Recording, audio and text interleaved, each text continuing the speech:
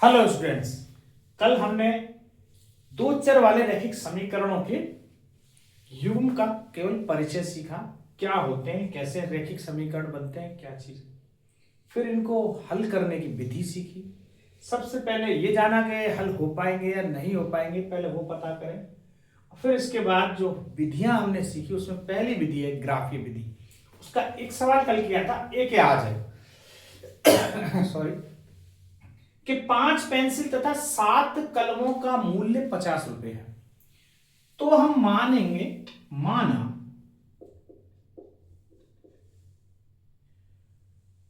एक पेंसिल का मूल्य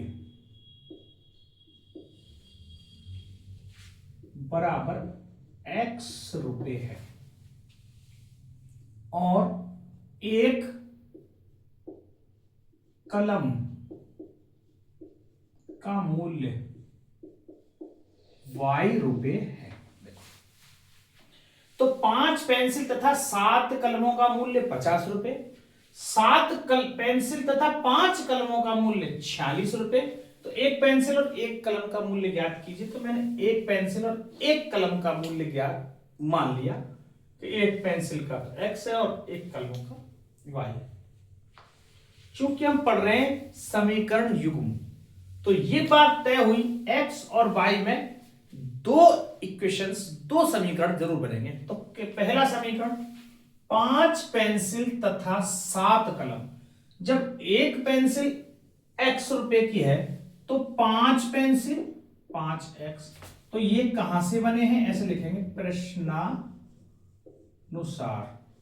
प्रश्न में दिए गए हिसाब से 5x, एक पेंसिल का मूल्य x तो 5 का 5x प्लस 7 कलमों, एक कलम का y तो 7 का 7y, और ये मिलके बराबर हो रहे हैं हमारे 50 के। ये समीकरण नंबर फर्स्ट है। दूसरा समीकरण 7 पेंसिल, इसका मतलब 7x तथा 5 कलम अर्थात 5y बराबर 46। ये हुआ दूसरा इक्वेशन।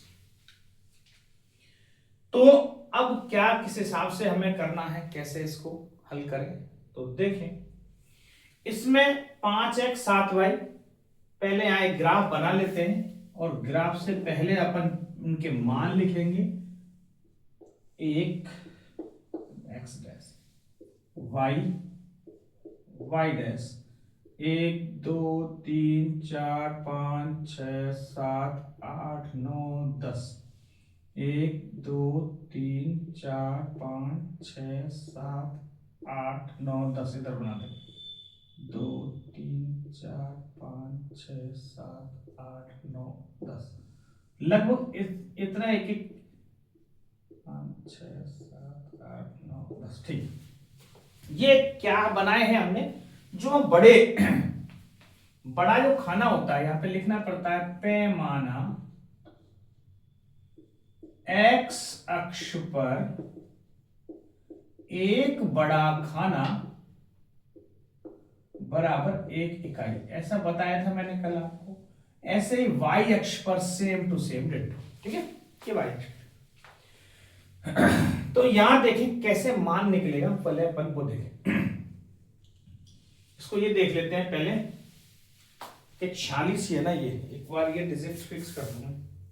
हाँ 46 दिया हुआ है। ठीक, तो सबसे पहले ये पहले समीकरण 5x प्लस 7y बराबर 50, इसके मुझे मान बनाने हैं। कैसे बनाने हैं, x मान, x y दो वैल्यू बनानी है।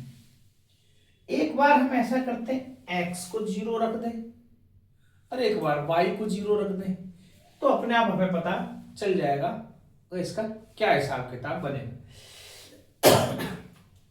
तो आप देखोगे जैसे मैं y 0 रखूंगा तो 5 10 वैल्यू बनेगी। अब हम कहते हैं यदि x को 0 रखा तो फिर x 0 और 7 से 50 कटेगा नहीं और कुछ मान आएगा पॉइंट में। तो हम अपनी मर्जी से जब मान रखने हैं अपनी मर्जी से, तो ऐसे मान रखें जिससे ये आराम से पूरे पूरे भाग चला जाए। तो देखो कैसे रखेंगे। तो मान लो या y बराबर 0 रख दें, ये तो सही है, समझ आता है।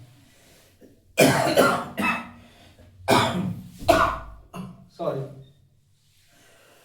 पता नहीं गड़बड़ हो गया, सॉरी। यदि y बराबर 0 रख रहे हैं तो आप देखोगे 5x बराबर 50, तो x की वैल्यू 5 दाड़े 50, x की वैल्यू 10, ये तो फिक्स है, समझ आ रही।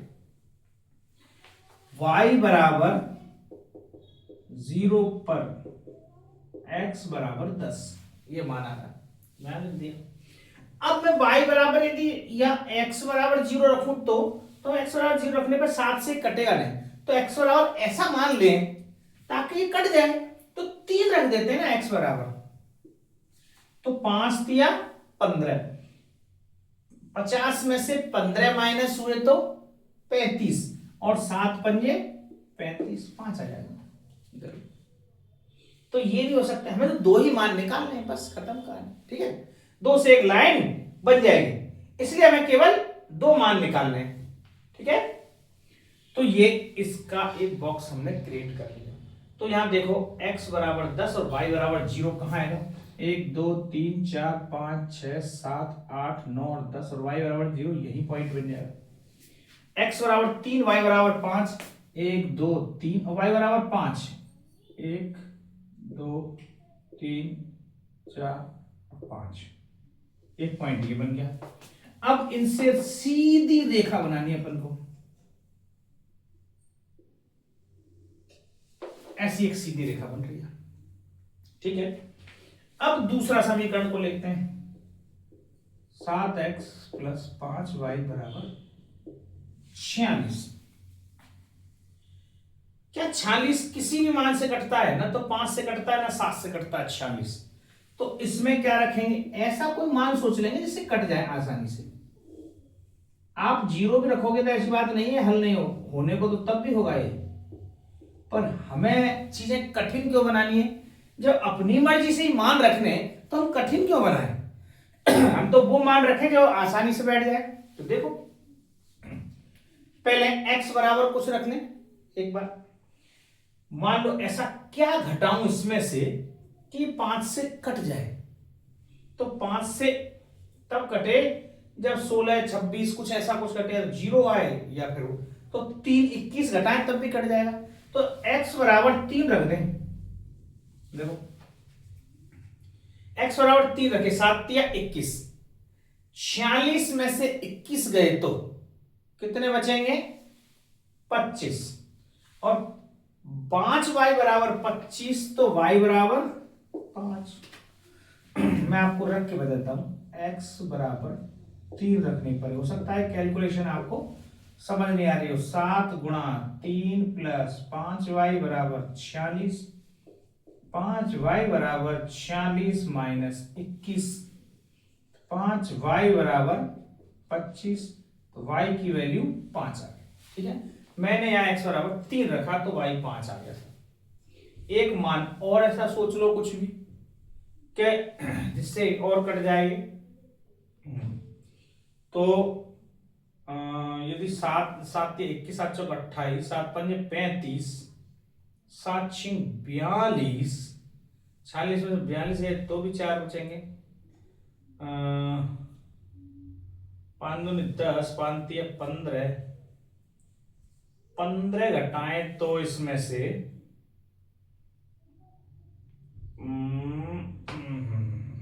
31 बचेंगे।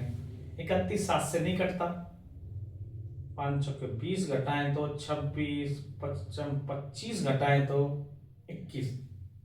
हाँ 5 रखने पर आ रहा है तो एक ही मान आ गया। और कुछ सोचे अपन,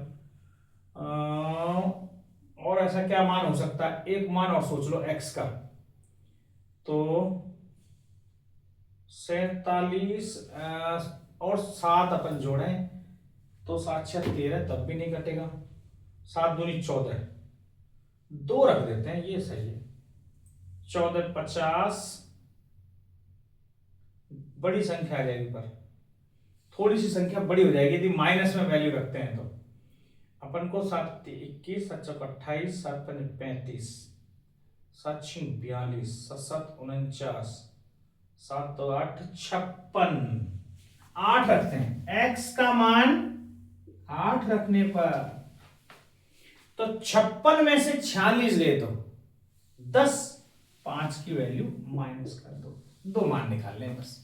तो आप कुछ भी रख सकते हैं, तो अपन कुछ भी रख रहे हैं इसमें, और अब ऐसा रख रहे हैं ताकि आसानी से कट जाए, ठीक है, और कोई इशू नहीं। तो अब देखें जरा, x बराबर 3 y बराबर 5, ये तो यही बिंदु है।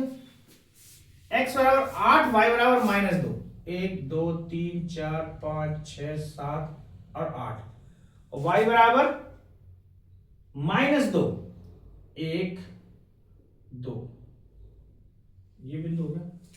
तो मतलब इन दोनों में सीधी रेखा बनेगी, ऐसा कुछ रेखा बनेगी। ये आप मेरे हाथ में, हाथ से खींच रहा हूं, आपको स्केल से खींचनी पड़ेगी रेखा और सीधी ही बनेगी। यहां से ये टेढ़ी बना दी मैंने, ठीक है। जब आप बनाओगे ये तो ऐसे करके कुछ सीधी आएगी, है ना। तो ये 3 और 5 आप देख रहे हो, ये 3 यहां कॉमन है, यहां कॉमन है, तो इसका मतलब दोनों जगह आ रहा है 3 5, जो ये बिंदु है x बराबर 3 y बराबर 5, इसी को अपन ऐसे डॉट डॉट डॉट करके लिख देंगे। और इन पे समीकरणों का मान, पहला समीकरण कौन सा था, 5x प्लस 7y, तो ये 5x प्लस 7y बराबर 50, ये तो इसकी रेखा है।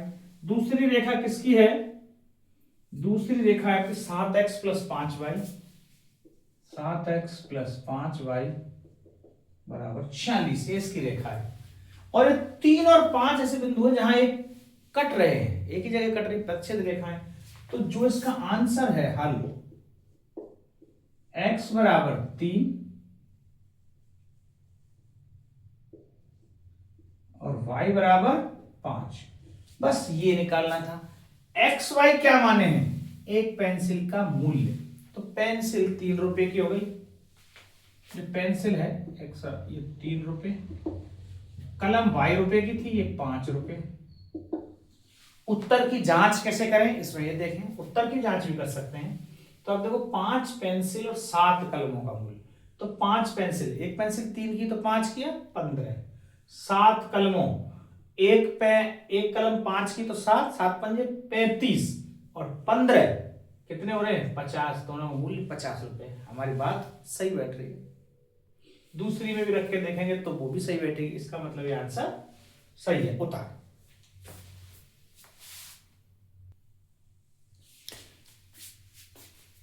ये अब दूसरा क्वेश्चन देखें कि अनुपातों A1 बटे A2, जो कल अब मैंने समझाया था, अब उनकी बारी आई है कि वो क्या बताए थे बात, A1 बटे A2, B1 बटे B2 क्या करना होता है, वो उससे तुलना कर बताइए भाई रेखा प्रतिच्छेद करेंगी, समांतर होंगी या क्या है। तो देखो 2 इक्वेशन दे रखी हैं इसमें। जो फर्स्ट इक्वेशन है वो आपकी 5x माइनस 4y प्लस 8 बराबर 0, 7x प्लस 6y माइनस 9 बराबर 0, ये 2 इक्वेशन दे रखे हैं। इसमें इस अनुपात द्वारा बताइए क्या क्या सिस्टम है। तो सबसे पहले देखो A1 A2, तो A1 बटे A2 करो साहब, A1 x का गुणा, ये 1 समीकरण मान ले, ये 2, तो जो 1 है वो A1 है, तो ये 5 बटे A2 7 होगा। अब करते हैं B1 बटे B2, B1 बटे B2, B1 है माइनस का 4 और B2 है प्लस का 6, काटें तो माइनस का 2 बटे 3। हम पाते हैं A1 बटे A2 is not equal to B1 बटे, ये दोनों आपस में बराबर नहीं है, तो हमें C1 C2 की कोई जरूरत नहीं है। हमें ये पता चल गया ये रेखाएं कैसी होंगी, प्रतिच्छेद रेखाएं, क्योंकि इनका अद्वितीय हल प्राप्त होने वाला है, प्रतिच्छेदी रेखाएं होंगी।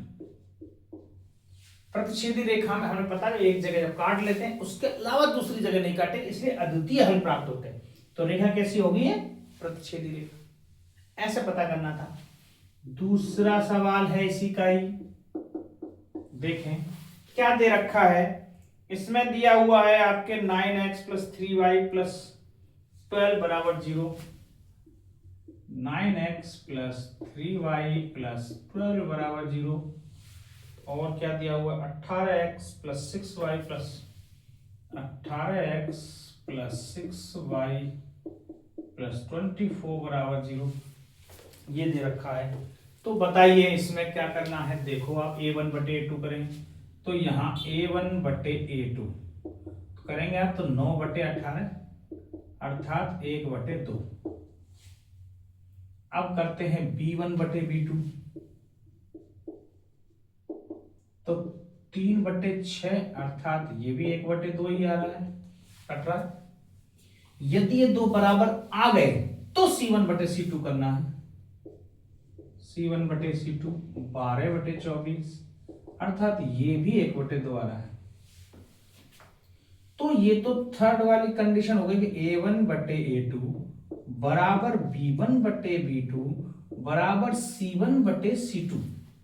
यदि ये तीनों के अनुपात बराबर हैं इसका मतलब ये तो इसके अनंत हल होंगे, वो तो एक जैसे समीकरण बनेंगे। और अनंत हल होंगे तो ये रेखाएं कैसी होंगी, समपाती रेखाएं, समपाती रेखाएं होंगी। अनंत हल तभी संभव है जब एक के ऊपर एक रेखा चलेगी तो कई जगह टच करेगी उस रेखा को, और कई जगह टच करेगी तो कई सारी वो बनेगी। और इसका मतलब है कि ये भी आप समझ लो कि जैसे ये है इसमें पूरा तरह से कॉमन आ रहा होगा, 3 का पूरे में भाग लग रहा है यहाँ, या 6 का पूरे में भाग लग रहा है, दोनों इक्वेशन एक ही प्राप्त होंगी। थर्ड वाली कंडीशन में आप ये मान के चलो कि दोनों इक्वेशन सेम इक्वेशन होगी। जैसे 3 का भाग लगा दिया जाए पूरे में तो ये क्या बन रहा है दरअसल 3x प्लस वाई प्लस 4 बराबर 0। या इसमें 6 का भाग जा रहा है पूरे में 3x प्लस वाई प्लस 4 बराबर 0। इसका मतलब दोनों इक्वेशन तो सेम है और सेम ही आएंगी जब भी समपाती रेखाएं होंगी, तभी तो वो एक के ऊपर एक। मान लो एक लाइन ये बन गई, अब इसी के ऊपर लाइन तो तभी जाएगी जब ये ही समीकरण होगी और कोई दूसरी समीकरण से इसके ऊपर लाइन नहीं जाएगी। ठीक है, तो ये दूसरी कंडीशन फुलफिल। तीसरा सवाल देखोगे तो उसमें क्या स्थिति है, देखो तीसरे वाले में 6x माइनस 3y, तो इधर ही बता देता हूं।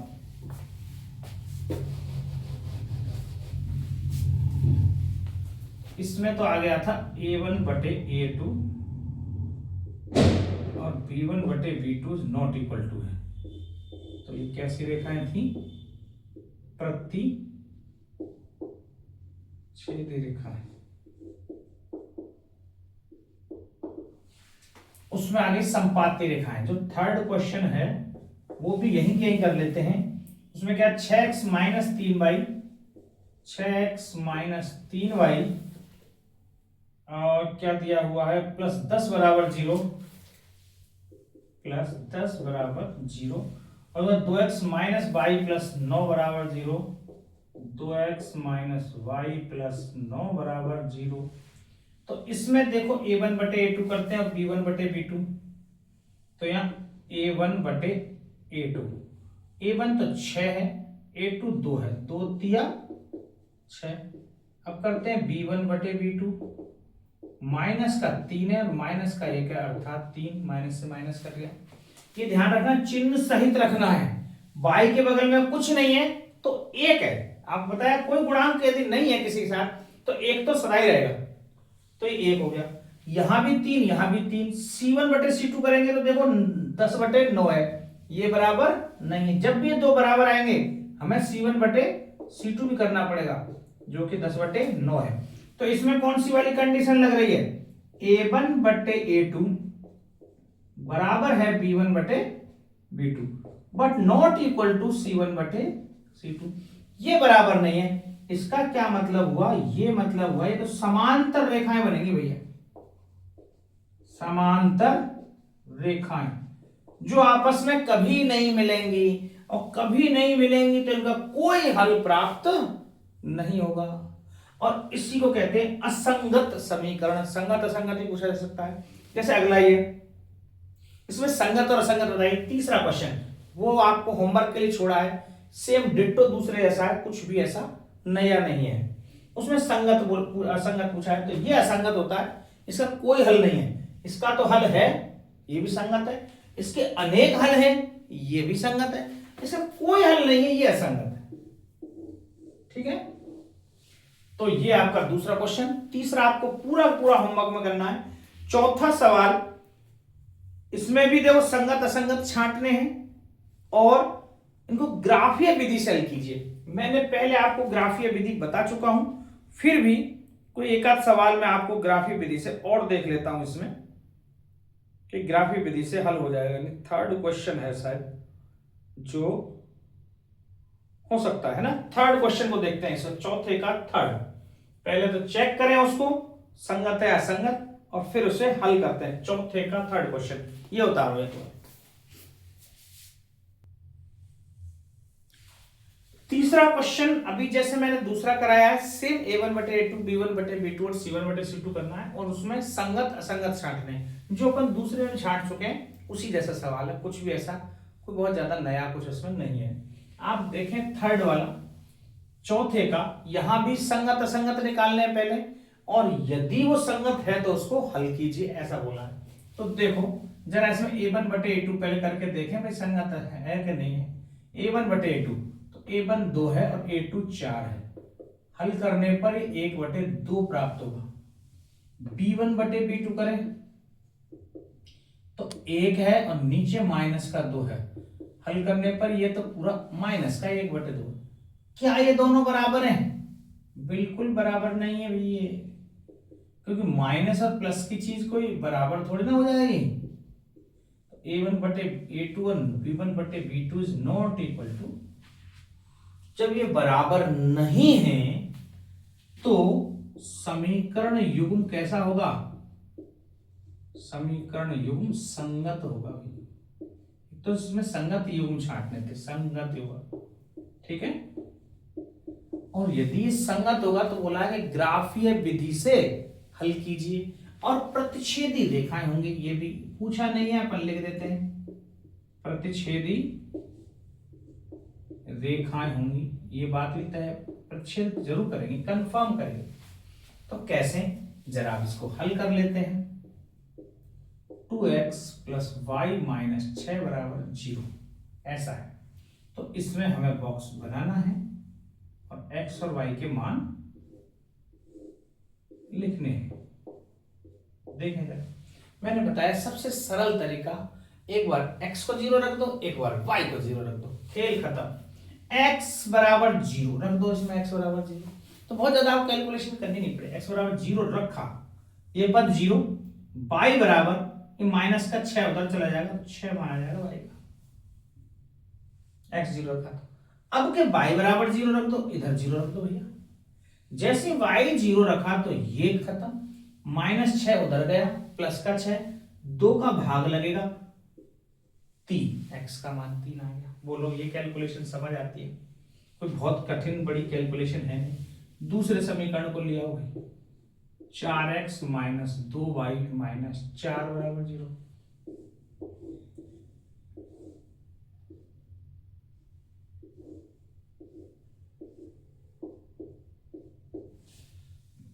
एक बार x बराबर 0 रख दो। x बराबर जैसे 0 रखा तो माइनस का 2y बराबर माइनस का 4, ये माइनस का 4 उधर जाके प्लस का 4 हो जाएगा। तो -2 से ये जो कटेगा तो माइनस का 2 आ जाएगा। सिंपल है मामला, समझ आ रही है? जैसे x 0 तो ये भाग तो पूरा 0, माइनस वाला 4 इधर प्लस का, और -2 से डिवाइड हुआ, 2 2 4, माइनस का 2 आ गया। अब के y बराबर 0 रख दो। जैसे y बराबर 0 रखा, ये इधर गया प्लस का 4, 4 में 4 का भाग गया, 1 आ गया। बात सही, ठीक।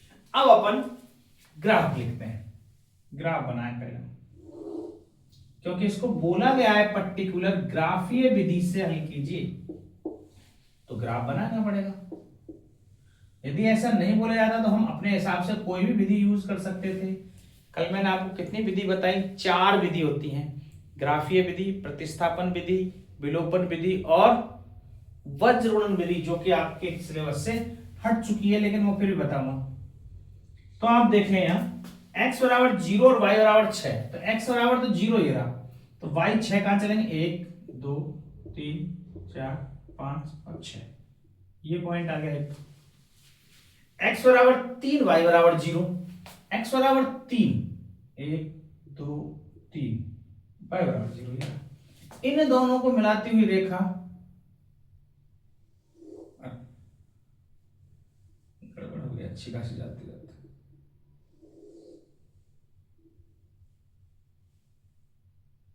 ये बन गई इनको दोनों मिलाती हुई रेखा।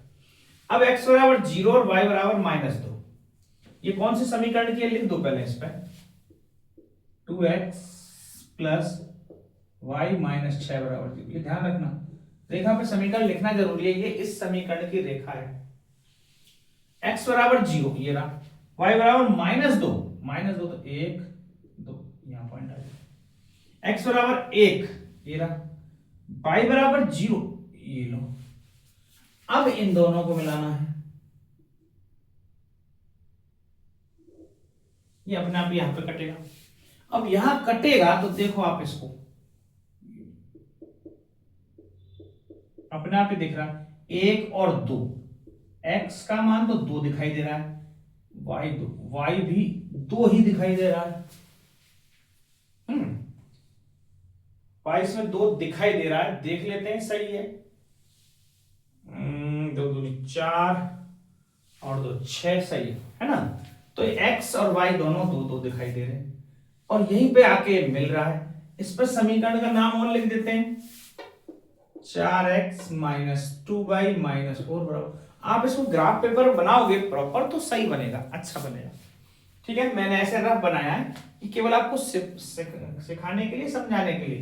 प्रॉपर ग्राफ पेपर में एक एक स्क्वायर इक्वल साइड का होगा तो लाइन अपने आप सीधी आएगी सारी चीज, और बराबर उसी जगह कटेगी जहां उसको कटना चाहिए। पर मेन चीज जो अपन भूल गए वो वापस से बता रहा हूं, पैमाना लिखना नहीं भूलना है। पैमाना एक्स अक्ष पर एक बड़ा खाना बराबर 1 इकाई,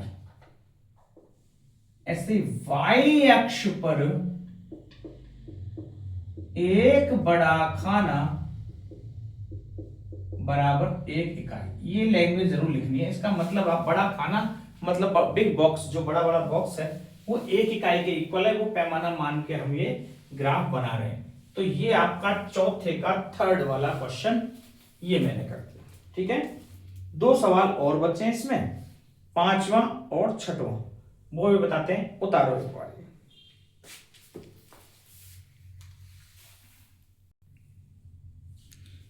ये 5वां सवाल देखें कि आयताकार बाग जिसकी लंबाई चौड़ाई से 4 मीटर अधिक है का अर्ध परिमाप 36 मीटर है, तो बाग की विमाएं ज्ञात कीजिए। विमाएं मतलब लंबाई चौड़ाई। तो माना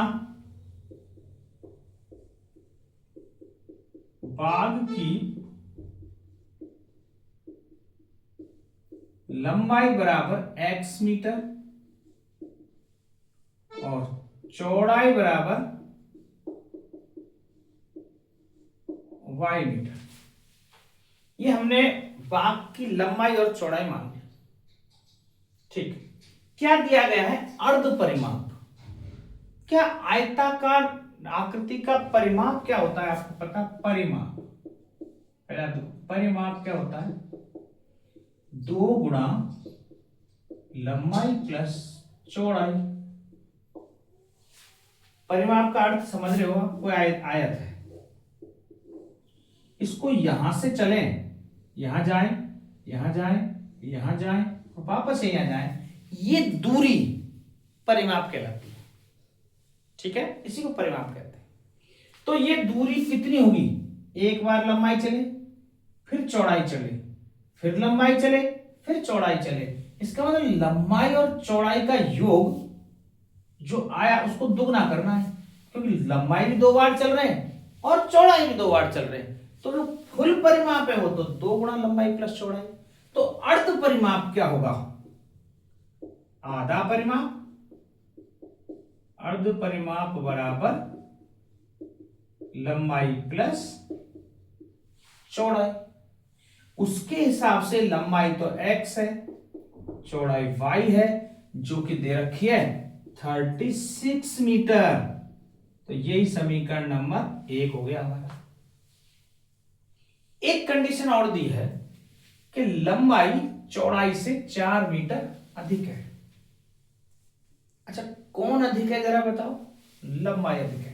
मेरे को यहां बराबर समीकरण बनाना है, बराबर बनाना है। समीकरण की क्या टेंडेंसी है कि दो स्टेटमेंट आपस में इक्वल होने चाहिए।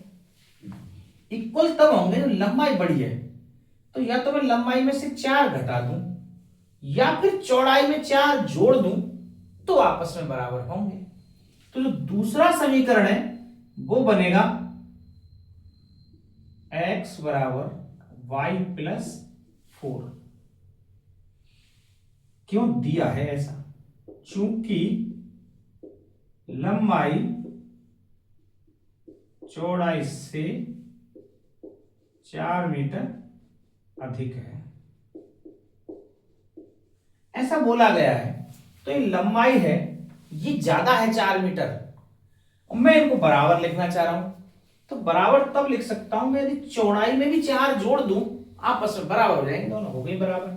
तो इस x को इधर ले आए, y को बराबर 4, और ये समीकरण नंबर बन गया मेरा 2। अब इनको बस हल करना है और विमाएं ज्ञात करनी है। हल करने के लिए हम फिर से क्या यूज करेंगे? ग्राफीय मेथड, क्योंकि आप ग्राफ पढ़ रहे हैं। ठीक है, तो एक बार ग्राफीय मेथड से फिर से हल करते हैं, ग्राफीय विधि से इसको हल करते हैं।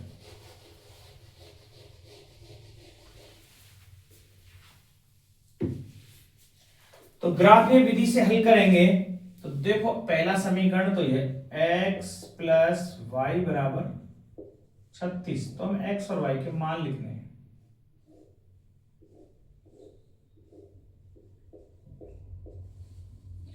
अब ध्यान रखो, इनका दोनों का योग 36 है। तो अब किसी को जीरो नहीं मान सकते। क्यों? यदि मान लिया x बराबर 0 तो y की वैल्यू 36, जो आपके कॉलम ही नहीं है पूरे एक बड़े बड़े, तो हमें कोई ऐसे मान मानने पड़ेंगे बड़े बड़े 10-12 के आसपास, 15 दूनी 30, 15 18, ऐसी वैल्यूज आएंगी कुछ ना कुछ। तो कुछ भी मान लो आप, तो जैसा आपको उचित लगे हैं, और इनके मान थोड़े से सही सही बन जाएं।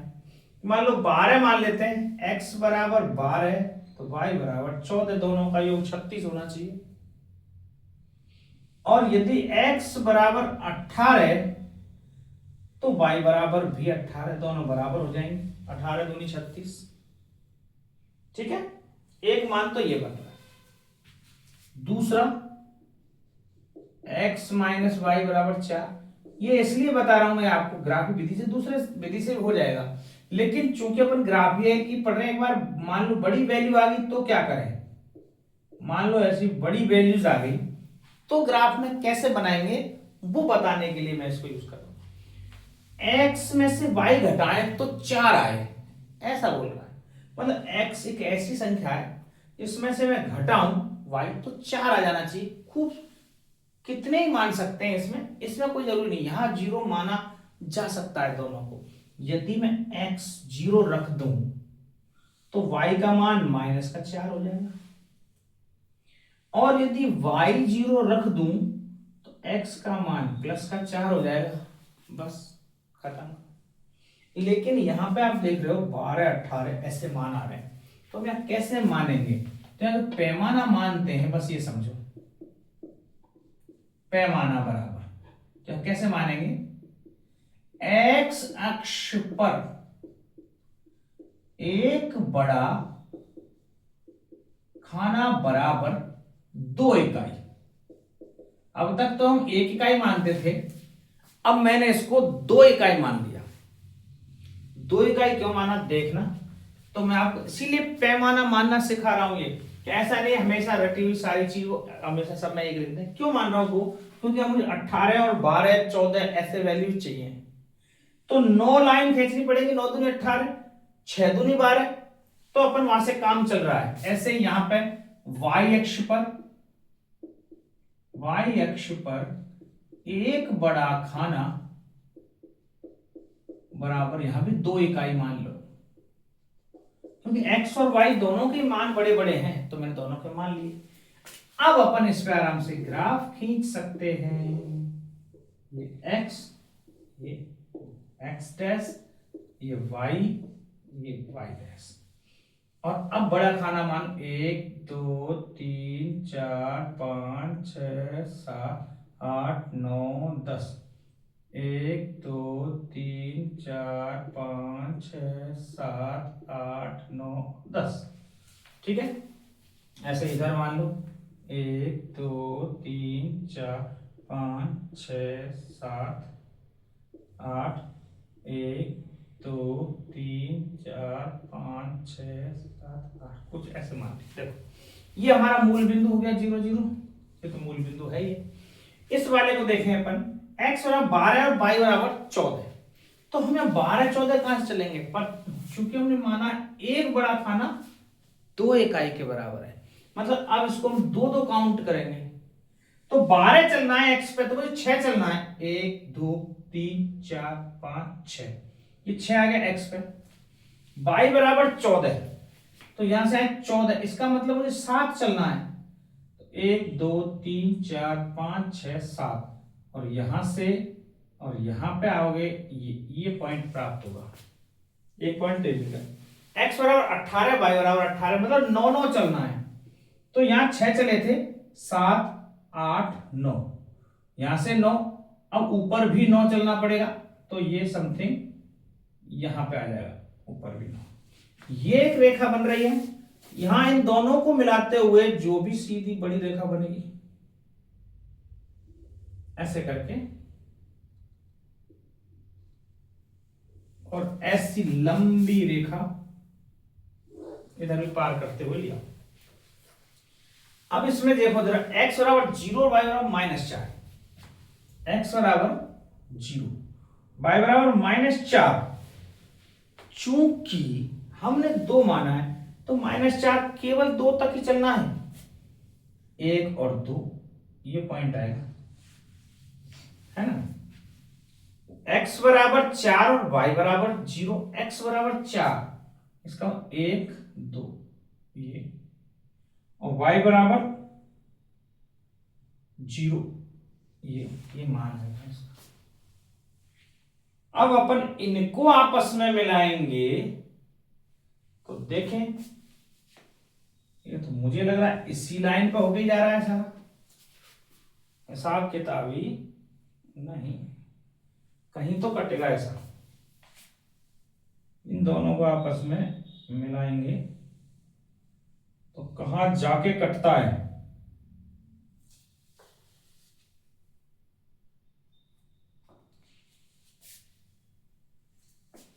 इसको बड़ा ऐसे कटेंगे, देखो अजीब सा एक,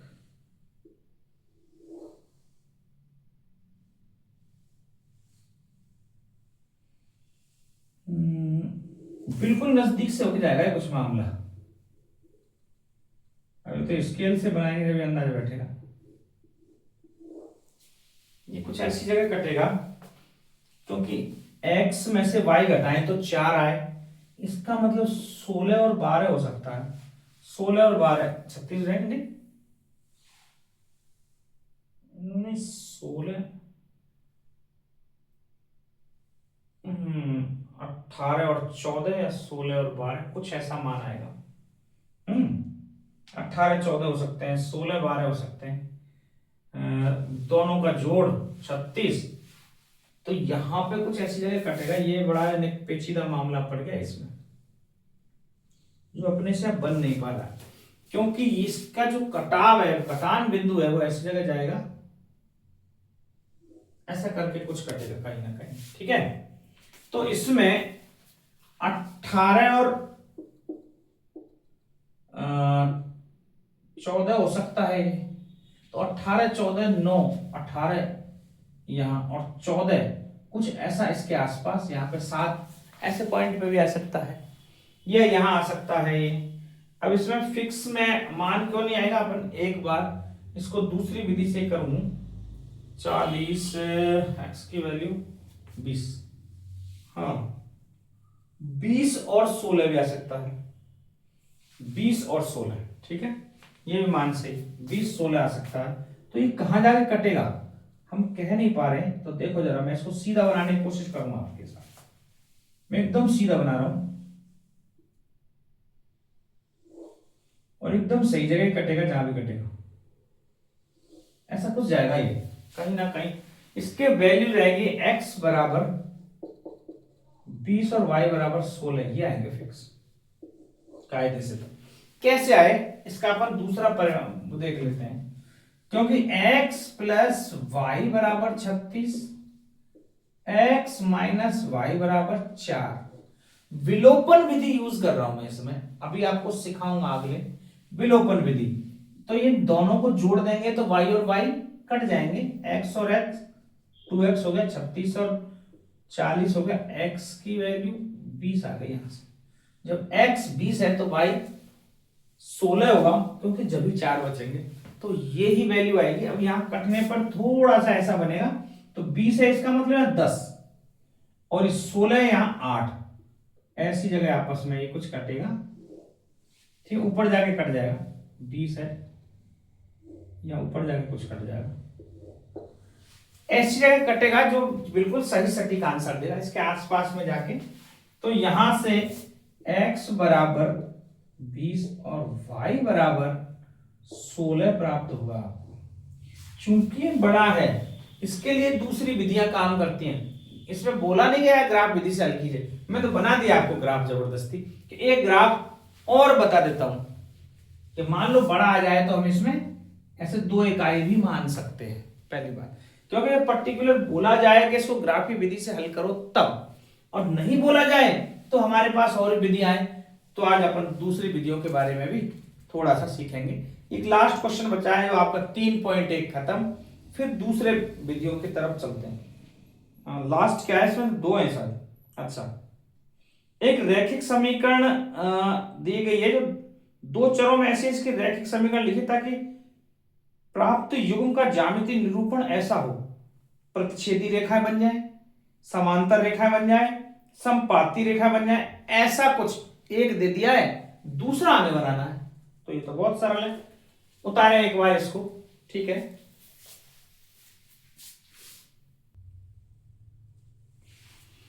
ये छठा सवाल देखें कि एक रैखिक समीकरण ये दिया हुआ है 2x प्लस 3y माइनस 8 बराबर 0। तो 2 चरों की ऐसी एक और समीकरण लिखिए ताकि प्राप्त युग्म का ज्यामितीय निरूपण जैसा कि प्रतिच्छेद रेखाएं करती मिल जाए, समांतर रेखाएं बन जाए, समपाती रेखाएं बन जाए। तो हमें पता है प्रतिच्छेद करती रेखाएं तब बनेंगी जब a1 बट्टे a2 is not equal to b1 बट्टे b2 होगा। तो बस a1 बटे a2 और b1 बटे b2 बराबर नहीं होना चाहिए।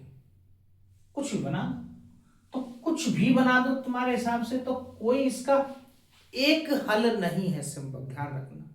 ऐसा नहीं हम पर्टिकुलर जो एक आपके आंसर बुक में जो दे रखा हो वो ही फिक्स हल है, कुछ भी बना सकते हैं हम अपनी मर्जी से, हमें जो भी लगेगा हम उस हिसाब से बना दिया।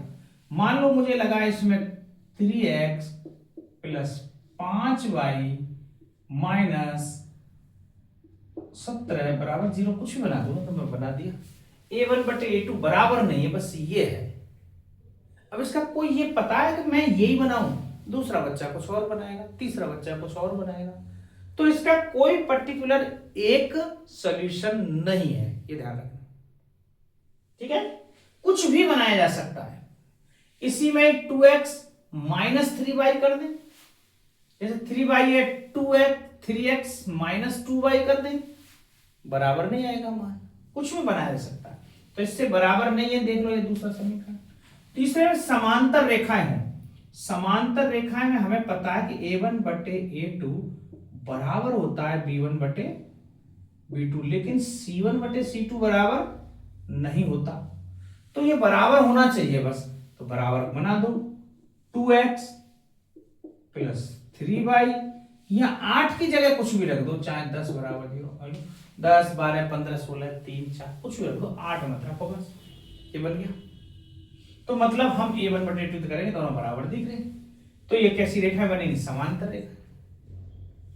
तीसरे में समपाती रेखा है। समपाती रेखाओं का मैंने बताया सेम टू सेम होता है सिस्टम, और वो एक जैसे बनती हैं। तो A1 बटे A2, B1 बटे B2 और C1 बटे C2 सारे बराबर होने चाहिए भैया। इसमें सारे बराबर होने चाहिए, तो ये तभी संभव है जब ऐसे 2 3 8 इस पूरे में 2 से गुणा कर दो, पूरे में 3 से गुणा कर दो, पूरे में 4 से गुणा कर दो, जो भी बनेगा वो आ जाएगा। मान लो मैंने पूरे में 4 से गुणा कर दिया, 4 दूनी 8x, 4 तिया 12y माइनस 4 अट्ठे 32 बराबर 0। अब इसका अपन A2 A1 A2 B1 B2 सब में 1/4 1/4 1/4 आएगा, क्योंकि मैं इसमें 4 से भाग दिया, 4 से गुणा किया। बात समझ आ रही है? तो इसका पर्टिकुलर कोई एक फॉर्मूला नहीं है या एक आंसर नहीं हो सकता, कुछ भी बना सकते हो अपने हिसाब से। ठीक है, ये आपका छठा सवाल। एक आपका अंतिम सवाल की ओर देखें कि समीकरणों x माइनस वाई प्लस 1 और 3x प्लस 2y माइनस 12 बराबर 0 का ग्राफ खींचिए और x अक्ष और इन रेखाओं से बने त्रिभुज के शीर्षों के निर्देशांक ज्ञात कीजिए और त्रिभुजाकार पटल को छायांकित कीजिए। तो पहले तो इनसे ग्राफ बनाते हैं। तो पहला समीकरण x माइनस वाई प्लस 1 बराबर 0।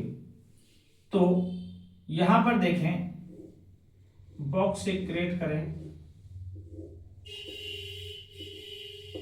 x और y, x बराबर 0 लिख दें तो y का मान, y इधर चला जाएगा 1 आ जाएगा।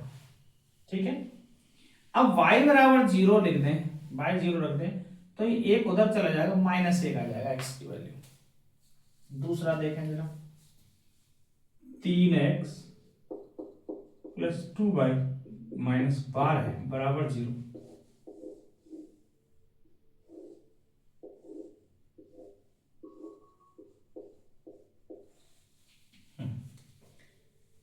x बराबर 0 रख दें, रख दिया।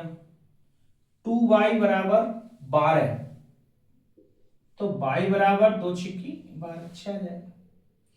y बराबर 0 रख दें, रख दिया, तो 12 उधर चला जाएगा। 3x बराबर 12, तो x बराबर 3 चौके 12 4। अब हमें इनका ग्राफ बनाना है। तो ग्राफ बनाने से पहले पैमाना x अक्ष पर एक बड़ा खाना बराबर 1 इकाई, क्योंकि मान बहुत ज्यादा बड़े नहीं है तो हम हमेशा 1 इकाई मानेंगे। जब मान बहुत ज्यादा बड़े हो जाते हैं तब मैंने 2, अगर मान 100 200 ऐसे मान आते हैं तो 1 खाना बराबर 10 इकाई भी मान सकते हैं। ठीक है, y अक्ष पर एक बड़ा खाना बराबर 1 इकाई। अब इससे आपको सारा पूरा ग्राफ जैसे हम खूब सीखा उसी हिसाब से आराम से सब समझ आ जाएगा। कितने सारे ग्राफ बना ली, अब आप आसानी से ग्राफ बना सकते हैं, इनमें कोई दिक्कत नहीं है।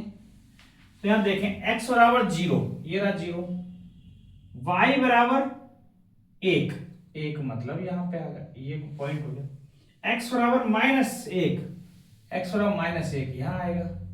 y बराबर 0, y बराबर 0 ये रही। तो इनसे एक लाइन बनेगी सीधी, ऐसे लाइन बनेगी, जो मैंने बहुत सीधी बनाई है, आप देख रहे हो, ऐसी लाइन बनेगी। ठीक है, अब दूसरा x बराबर 0, y बराबर 6, x बराबर 0, y बराबर 6, 1 2 3 4 5 6, x बराबर 4, y बराबर 0, x बराबर 4, 1 2 3 4 और y बराबर 0, ये 0।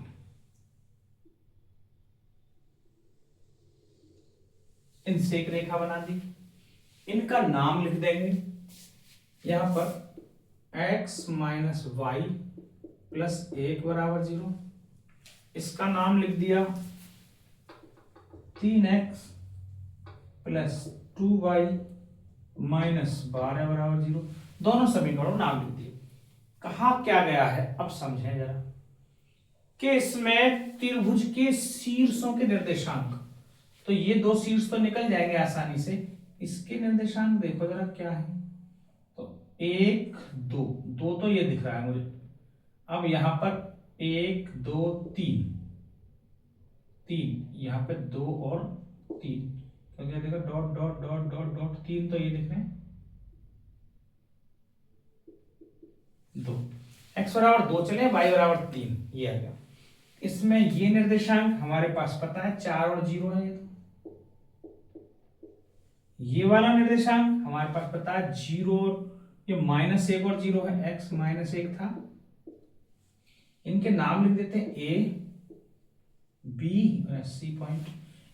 त्रिभुज बन रहा है ABC। एक चीज और बोलिए, त्रिभुजाकार पटल को छायांकित कीजिए। अब इसको जरा छायांकित कर दें। छायांकित का मतलब इसको ऐसे,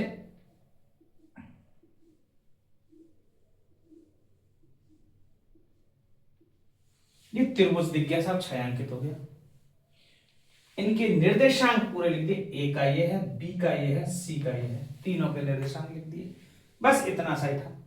हमें इसके बारे में जो हमने 3.1 में सीखा वो कैसे तो उसके समीकरणों को ग्राफ समीकरण रूप में पहले बनाना है, पहले दूसरे क्वेश्चन किए, फिर उनका हल हो पाएगा कि नहीं, समीकरण संगत है या असंगत है इसके बारे में जाना, रेखाएं प्रतिच्छेदी बनेंगी या समांतर या समपाती उसके बारे में जाना।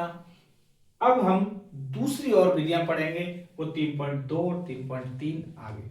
आज के लिए इतना ही और आपकी 3.1 प्रश्नावली समाप्त होती है। धन्यवाद।